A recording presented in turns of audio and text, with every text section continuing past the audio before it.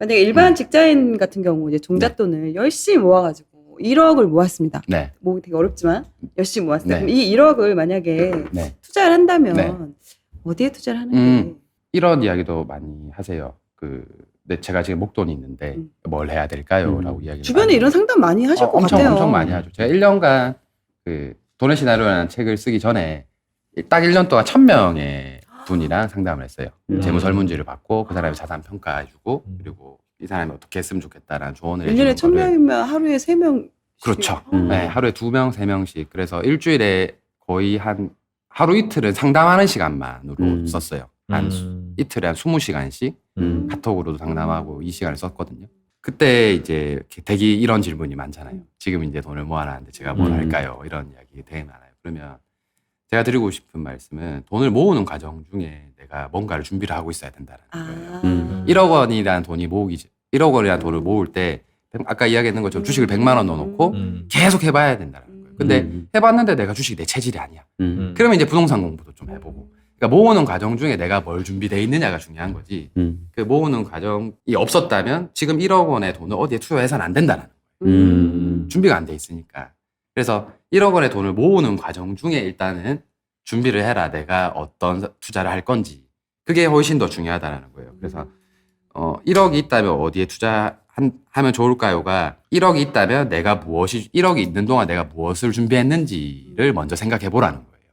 그래서 어떤 분은 그게 창업이 될 수도 있고 어떤 분은 이제 주식이 될 수도 있고 어떤 분은 코인이 될 수도 있고 어떤 분은 부동산이 될 수도 있겠죠. 그래서 그렇게 준비를 하는 게 맞다라고 봐요. 뭐 우리가 사실 근본적으로 하려고 하는 게 부자 되기 위함이 아닌가요? 그래서 지금 기준으로는 한 순자산이 한 30억 정도 있으면 아마 부자라는 타이틀을 얻을 수 있을 것 같아요. 대한민국 0.3%의 사람. 그러면 우리가 한 17만 명 안에 들면 이제 부자라고 하거든요. 그러면은 뭐 한 30억 정도 순자산이 있어야 될 것 같은데, 그럼 이 30억이라는 돈을 만들기 위해서 우리가 투자 공부를 하는 거잖아요. 근데 내가 지금 1억이 있다고 해서 이걸로 내가 아무 준비 없이 2억을 번들 부자가 안 돼요, 어차피. 그리고 그 2억은 언젠가 다시 1억이 돼요. 그런 경우가 저는 100명 중에 90명 이상이 그럴 거라고 보거든요. 공부 없이 부자 되는 경우는 저는 한 번도 못 봤어요. 그래서 결국에는 부자가 되는 돈을 배워야 돼요. 돈이 안 되는 시간을 견뎌야 되기 때문에 1억이 있다고 뭐 지금 10억이 있다고 지금 5억이 있다고 내가 준비되지 않는 곳에 투자하는 거는 아무 의미 없는 짓이라고 생각을 해요. 그래서 의미 있는 짓을 지금부터 하셔야 된다는 거예요. 그래서 뭐 100만 원을 빼든 1000만 원을 빼든 빼놓고 내가 작게나마 비트코인도 해보고 주식도 해보고 부동산 수업도 들어보고 창업도 해보고 스마트스토어도 해보고 그렇게 여러 분야로 일단 한 번씩이라도 다 경험을 해보라는 거예요. 소액으로. 그러니까 1년이라는 목표를 딱 세우고 2달은 내가 주식 공부를 해볼래. 2달은 비트코인 공부할래. 2달은 부동산 수업 들어볼래.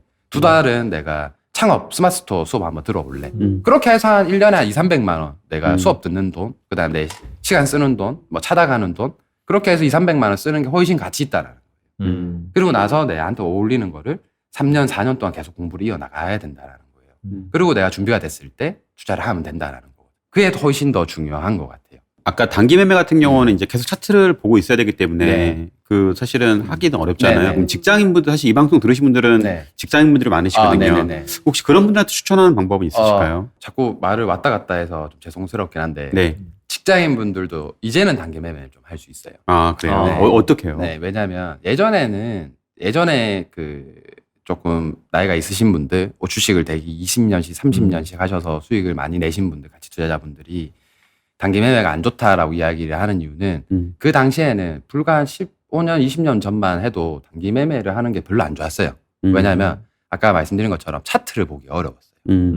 MTS가 없었고, 그렇죠. 여건이 아예 안 됐어요. 그때는 진짜 가치 투자가 오히려 훨씬 더 정답에 가까운 해답이었어요. 근데 지금 시대가 변했어요.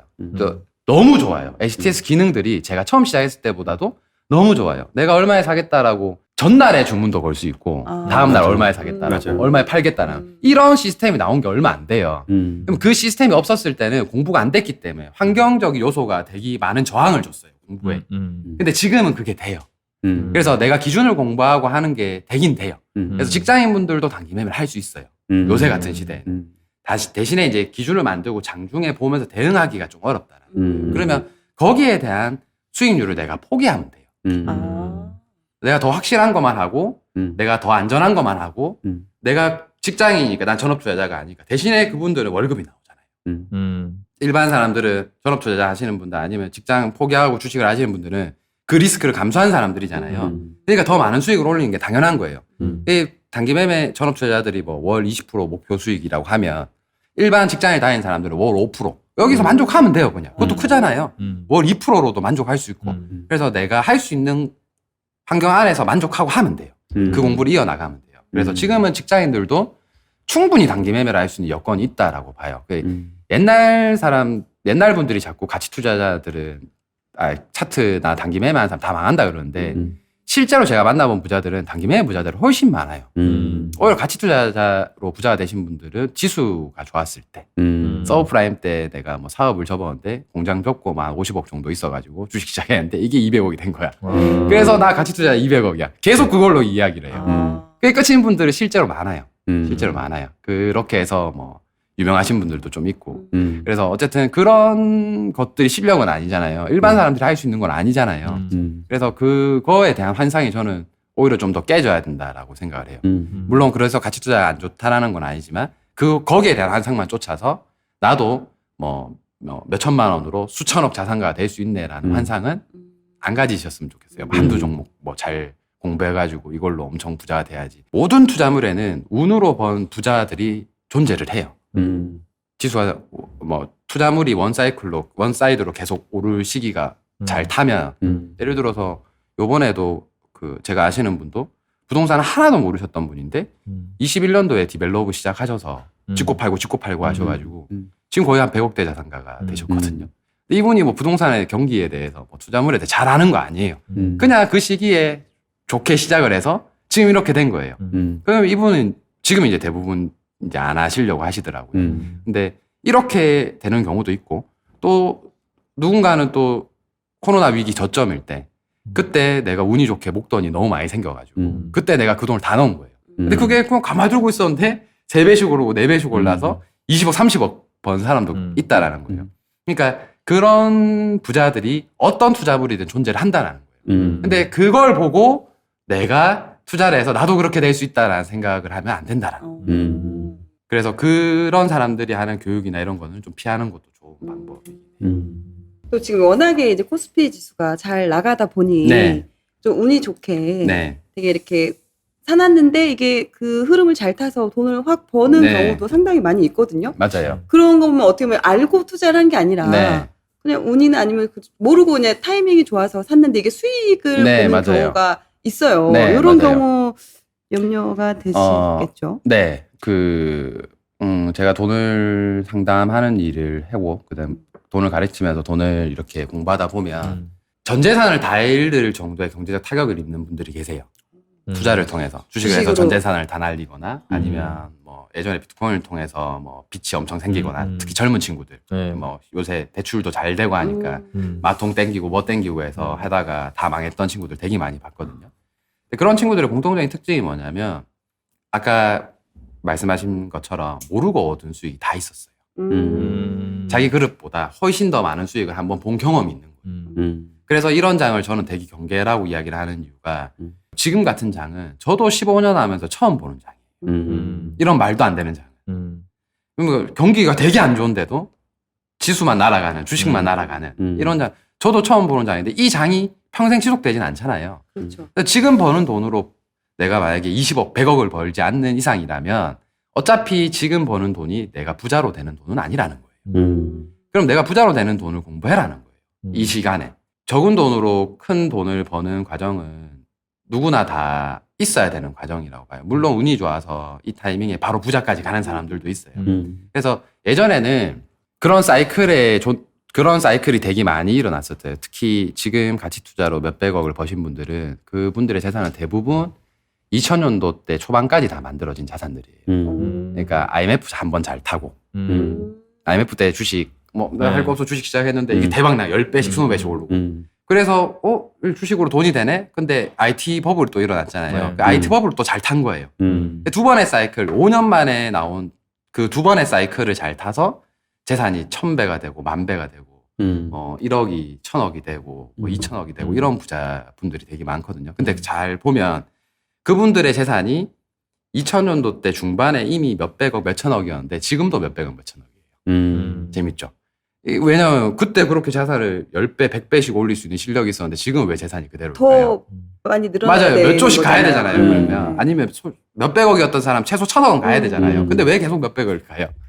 지수빨이라는 거예요. 그러니까 지수를 잘 타서 부자 될 수도 있어요. 그 위기를 활용해서. 그래서 일권의 마지막 ETC에 그걸 담은 거예요. 위기를 활용만 잘 해도 위기의 사이클만 잘 타도 당신이 부자 될 수 있다라는 거예요. 일반 사람들도. 그래서 이번 코로나도 잘 타고 다음 위기가 또 뭐 5년 안에 오겠죠. 그럼 그때도 또 잘 타면 돼요. 지금 사이클처럼. 그래서 재산을 천천히 불려 나가면 누구나 주식으로도 좋은 파이프라인을 만들 수 있다는 생각이 들거든요. 그렇게 지수를 좀 많이 알았으면 좋겠다라는 생각으로 계속 근데 답변이 이게 일관되네요. 우운인데 이거를 정말 내 실력이라고 이제 착각을 할 수도 있잖아요. 네, 맞아요. 그래서 더 시도를 더 하게 되고 더 네, 리스크를 맞아요. 안고 더 맞아요. 시도를 하게 되는 네. 경우들도 있을 것 같거든요. 네, 맞아요. 그래서 지수가 한번 무너져 보면 이제 자신 실력이 나와요. 네, 그럼 그때 대부분의 분들이 하는 게 물타기거든요. 그것만 안 했으면 좋겠어요. 그 주식으로 물타기 하면 안 돼요? 물타기를 보통 하는데. 자, 물타기라는 내용과 분할 매수는 다른 내용이에요. 아, 분할 매수는 내가 세워놓은 시나리오대로 매수를 하는 거고 물타기는 물렸으니까 그냥 사는 거예요. 그래서 그런 다르게 거예요. 표현해야 돼요, 사실. 물타기. 행위는 물려서 같은데 네, 행위는 정신이 같은데 다른 거예요. 그러니까 물타기하고 자기 분할 내 매수하고 주식 계좌에 5천만 원이 있었는데 이걸로 막 돈을 벌어서 1억을 만든 거예요. 그래서 내가 자신감이 생겼네 해서 막 대출 땡겨서 막 2억으로 투자를 하고 있었어요. 근데 이게 마이너스 20% 되고 30% 되고 40%된 거예요. 하락을 했을 때. 그럼 내가 하락에 대한 대응이 없는데 그냥 막 또 돈이 생기는 대로 또 막 끌어당겨가지고 또 계속 사는 거예요. 이건 물타기예요. 가치 투자가 아니고. 네, 그럼 가치 투자 아니죠. 그냥 물타기죠. 그 물타기의 끝을 제가 봤기 때문에 예전에 이야기했잖아요. 물 타다 마이너스 50% 돼서 팔았다니까요. 그러니까 물타기는 그런 거예요. 내가 내 계획대로 움직인 게 아니라 그냥 지수가 그냥 산 거예요. 주식이 빠지니까. 근데 분할 매수는 내가 만약에 2억이 있으면 지금 1억 들어가 놓고 내가 나중에 5천만 원 나눠서 요 정도 내려오면 내가 요 정도는 더 살 수 있는 시나리오를 세워야 되겠다. 이건 분할 매수예요. 그래서 분할 매수와 물타기를 똑같이 생각하시면 안 돼요. 네, 그래서 운으로 수익을 얻으신 분들이 내가 내 실력이 아닌 것 같다고 생각이 드시는 분들이라면 그 금액으로만 하세요. 그러니까 물타기가 얼마의 되게 금액으로? 위험하다라는 거예요. 네, 그러니까 지금 이 번 돈은 잃어도 어차피 번 돈을 잃는 거잖아요. 근데 여기다 이제 더 끌어당기지 빠진다고 말고. 끌어당기면 이제 손실이 시작되는 거예요. 막 끌어당기기 시작하는. 그래서 물타기를 하지 말라고 하죠. 네, 맞아요. 그러니까 계획이 있으면 상관이 없죠. 근데 네. 계획이 없을 거예요. 운으로 수익을 올리셨으니까. 그리고 이런 분들이 지수 좀 빠졌다. 이게 기회다 해서 대출 받고. 또 더 빠지니까 이게 다 기회다 그래 신용 대출 받고. 이게 기회다 마통 땡기고. 이게 기회다 반대매매 안 나가려고 신용 카드론도 받고 막 이래요. 결국에 그러다가 전 재산을 다 날려요. 대부분이 그 시나리오예요. 똑같아요. 대부분이. 그래서 저도 물타기하다 상장 폐지 당한 경험이. 그렇죠. 그러니까 또 하나 재미난 사실은 저도 상장폐지 2번이나 당했거든요. 네, 그래서 2번 당해봤고 수익 조합에 대봤는데 상장폐지를 당할 때까지 그 주식을 사모으시는 분들의 특징이 뭐냐면 대한민국에 그 주식을 제일 잘 알아요. 하락하면서 이제 사기 전에 분석을 마쳐야 되는데 물타기 하면서 이제 분석하기 시작해요. 이 회사는 돈이 들어갈수록. 네, 돈이 갈수록 이제 계속 찾아보고 계속 알아보고 그리고 이제 기사 찾아보고. 맞아요. 진짜 그때서 이제 현실이다, 다 이거. 시작하는 거예요. 이제 돈이 많이 쌓이면 쌓일수록. 그러니까 재미난 사실 그래서 어떤 종목이 엄청 폭락하고 엄청 하락하면 그 주식을 가지고 있는 사람들, 특히 물타기 하는 사람들은 그 주식에 대한 전문가예요. 그래서 오히려 더 못 팔아요. 그래서 더 못 자르고. 그래서 물타기는 되게 위험한 거예요. 그래서 물타기를 하지 마시고 시나리오대로 분할 분할 매수 매수. 전략을 물타기랑 미리 다르다. 그러니까 지금부터 생각을 하시라는 거예요. 얘네들이 빠졌을 때 내가 어떻게 하지? 예를 들어 삼성전자 지금 8만 원이면 뭐 7만 원이면 얘는 5만 원 내려오면 내가 뭘 하지? 어떻게 하지라는 시나리오가 있어야 된다는 거예요. 그러면 작가님은 그걸 얼마 생각해야 이상의 그 퍼센트가 빠지면은 네. 엑시트하겠다라고 하는 있어요. 어떤 그 전략이 있나요? 그럼요. 보통 몇 프로 정도에 그렇게 엑시트하세요? 단기 매매자들은 3%에서 5% 정도를 네, 손해를 보고 팔고 수익은 뭐 3%에서 5% 정도. 수익도. 네, 그러면은 확률이 50%인 방법을 가지고 있으면 기준이 있으면 또이또이가 되겠죠. 네. 네. 근데 70% 정도 확률이 있는 매매법과 기준법이 나한테 있다면 나는 계속 손해보는 거를 10종목 중에 3종목은 손해보고 7종목은 수익 보는 거예요. 그러면 결국엔 수익이잖아요. 네, 저는 그런 식으로 패턴을 찾아서 매매를 하는 편이거든요. 그렇게 그래서 그 기준을 있어야 가지고 돼요. 하락했을 때 네. 팔고 이렇게 하시는 게 있으니까 크게 잃는 경우가 없죠. 없겠네요. 네. 네. 근데 그런 경우도 있어요. 2019년 그때 책을 쓰고 바로 6억 손실이 난 계좌를 공개를 했어요. 그때만 네, 나오게 말씀드리는데. 했어요. 네. 그래서 저는 아까도 말씀드린 것처럼 단기 매매자잖아요. 근데 그때 책을 쓴다고 첫 1권의 책을 쓸 때 책을 쓴다고 그냥 뭐 놔둬놨어요. 사놓고 네, 그냥 뭐 좀 이따 올라오겠지. 근데 이제 물타기를 한 거죠. 가치 투자가 분할 매수 전략이 아니었는데 그냥 단기 매매 전략으로 들어갔던 건데 물린 거예요. 근데 이제 책 좀 쓰다 집중하다 보니까 이제 물려 있는 거예요. 로스 컷도 안 하고. 그래서 그냥 물 탔죠. 근데 결국에는 책 출판할 때쯤 됐을 때 제가 생각했던 거 이상의 손실이 너무 커져서 6억을 그때 잘라냈어요. 손실을 보고. 그래서 내가 가지고 있는 기준대로 안 하면 아무리 훌륭한 투자자라도 돈을 잃을 수 있다라는 거예요. 그러니까 단기 매매자들도 마찬가지고 가치 투자자들도 마찬가지예요. 그리고 가치 투자자의 로스컷이 어떻게 해야 되냐 그렇게 많이 또 물어보시면 저는 이렇게 이야기를 해요. 그러니까 내가 생각했던 가치가 아니다라는 판단이 들었을 때 빨리 잘라라는 거예요. 그리고 그 자른 돈으로 물타기를 하지 말고 더 강한 종목을 찾아서 그 종목을 차라리 매수해라는 거예요. 그러니까 저는 A라는 종목을 내가 샀는데 이 종목 이만큼 하락했어요. 그러면 그 종목에 물타지 말고 차라리 일반 투자자라면 지금 이 내려왔을 때 오르고 있는 주식들이 있을 거라고. 차라리 그 종목을 사라는 거예요. 그러면 해지가 되잖아요. 그렇게 한 최소한 5종목 정도는 포트폴리오를 가지고 가라고 해드리고 싶거든요. 한 종목에 몰빵하지 말고. 그래서 그렇게 해야 공부가 되니까 나중에. 책 출간 이후 또 공부를 하셨겠네요. 6억을 날리면서.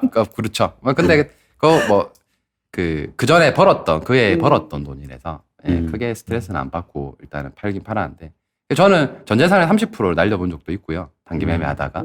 네.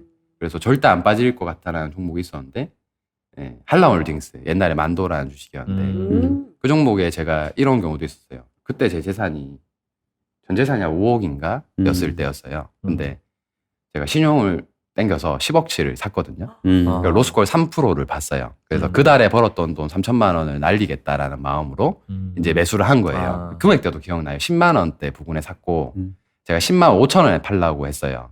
그리고 로스컷은 9만 7천 원에 로스컷을 이제 생각을 하고 풀매수를 한 거예요. 그리고 만도라는 회사는 우리가 다 알 만큼 우량한 회사잖아요. 그래서 그렇게 내리라고 상상도 못 했는데 그 다음날 점하한가 간 거예요. 하한가로 시작하고 하한가로 끝나는. 팔지도 못하는 이 상황이 된 거예요. 그래서 그 다음날 한 주도 안 팔리고 그 다음날 이제 반대 매매가 나갔어요. 그래서 그 당시에 1억 7천만 원인가? 제 전 재산이 5억인데 1억 7천만 원 로스컷을 당한 적이 있거든요. 반대 매매로. 그래서 이제 그때 느꼈어요. 아무리 좋은 전략도 나는 절대 이럴 리는 없다라고 생각했던 주식도 하한가 갈 수 있구나. 한 종목에 몰빵을 절대 하면 안 되겠구나. 그때 이후로 한 종목에 몰빵을 잘 안 해요. 저도 계속 트레이너로서 살아가면서 계속 배우는 거예요. 경험하면서.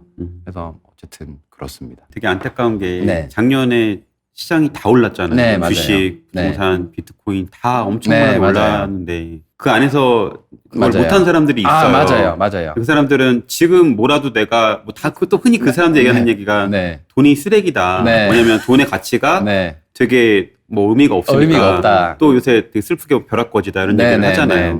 그래서 사실은 뭐라도 빨리 넣어놔야 되는 게 아닐까라고 생각을 많이 하거든요. 혹시 뭐 그런 분들께는 혹시 말씀해 주실 부분이 있으실까요? 지수가 1500 미칠 때만 해도 제가 주식을 사세요. 뭘 사세요. 제가 그걸 제일 잘 아는 분야 주식이니까. 주식을 시작하세요라는 이야기를 할 수는 있었어요. 근데 이게 오르고 나서 나오는 속설들이라서. 근데 한 가지만 기억하셨으면 좋겠어요. 그러면 세상에 부자들이 있을 거잖아요. 되게 많을 거잖아요. 그쵸. 여기 계신 분들도 부자이신 분들이시겠지만. 그래서 제가 만나본 부자들은 흔들리지 않았어요. 그런 유행에. 그러니까 남들이 벼락거지다. 가치가 떨어진다. 돈의 가치가 떨어진다. 이렇다고 해서 자신의 자산을 그렇게 함부로 움직이지 않았어요. 제가 만나는 모든 부자들. 그런데 휘둘리면 내가 부자가 안 된다라는 거예요. 결국에는. 유행을 타지 말고 내가 그러면 다음에 이런 위기가 왔을 때는 꼭 활용해야지라는 마음가짐을 가지는 게 더 중요해요. 그래서 지금 이제 올랐을 때 제가 뭘 해라 그랬죠? 내릴 때 내가 뭘 할 건지 하락장에서 내가 뭘 할 건지를 준비해라 그랬잖아요. 그러니까 지금 상승장에 못 사서 허탈하신 분들은 하락장에 내가 뭐 할 건지라도 공부를 하시라는 거예요. 그래야 그때 하락장에 왔을 때도 지금처럼 후회 안 해요. 안 샀던 이유가 뻔해요. 불안하니까 안 산 거거든요. 그렇죠. 근데 지금에 와서 이제 또 뭐 결국에는 바뀌는 건 없어요. 또 지금 사도 또 불안해. 맞아요. 떨어질까 봐. 그러니까 바뀌는 건 없어요. 결국엔 그걸로 부자 안 된다고요. 그러니까 차라리 이번 상승장에 다음 하락장에 대한 준비를 해보라는 거예요. 그래서 그 하락장에 왔을 때 소액이든 큰 금액이든 내가 준비한 만큼 돈을 투여해보는 거예요. 그러면 이제 그때는 좀 덜 불안해요. 그리고 나서 다음 상승장을 한번 맛보고 아니면 더 하락했을 때 실패도 한번 맛보고 그런 과정들을 지금 준비 안 하면 또 다음 하락장에 왔을 때 똑같은 후회를 또 해요. 그러니까 지금 그 사람들이 올랐을 때 못 샀던 사람들이 빠졌을 때도 못 샀던 사람들이에요. 그 빠졌을 때 사기 위해서는 제가 2018년도부터 하락이 온다라고 계속 이야기를 했거든요. 어떤 위기가 분명히 올 거다. 왜냐면 우리 10년 동안 하락 안 왔으니까 이제 한 번은 온다 무조건.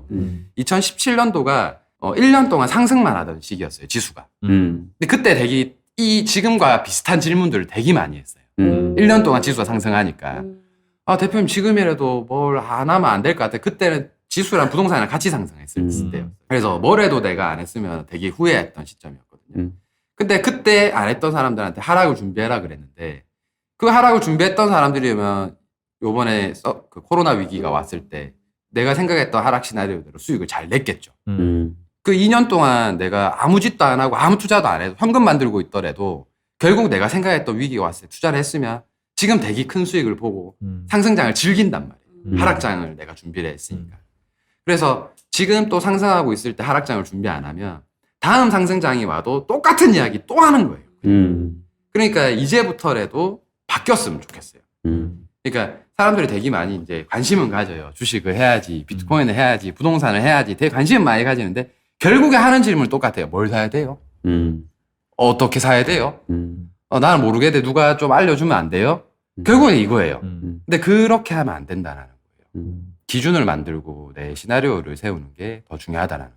그래서 참 되게 안타까운 게 그 질문을 진짜 너무 많이 하시니까. 네, 맞아요. 그러니까 근데 저는 지금 좀 전에 이제 김종국께서 말씀하실 때 너무 공감이 많이 되고 되게 정말 많은 분들 만나보셨고 계속 이제 같은 얘기를 해야 되니까 맞아요. 그래서 제발 좀 알아줬으면 좋겠다. 그 마음이 너무 느껴져가지고 맞아요. 안타까워하시는 그 모습이 되게 안타깝지. 그리고 계속 똑같은 얘기를 계속 하시니까. 네, 그래서 그게 스트레스라서 제가 글로 쓴 거예요.